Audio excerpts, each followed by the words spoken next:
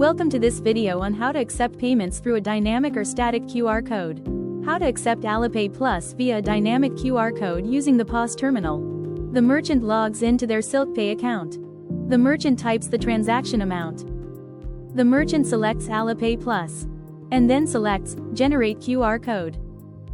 The customer scans the QR code using the scan feature in their Alipay app. The payment is successful. How to accept Alipay Plus via a static QR code. The merchant displays the provided payment QR code at the checkout counter. The customer scans the code and then types the transaction amount. The customer validates the payment in their Alipay app. The payment is successful. Thank you for watching.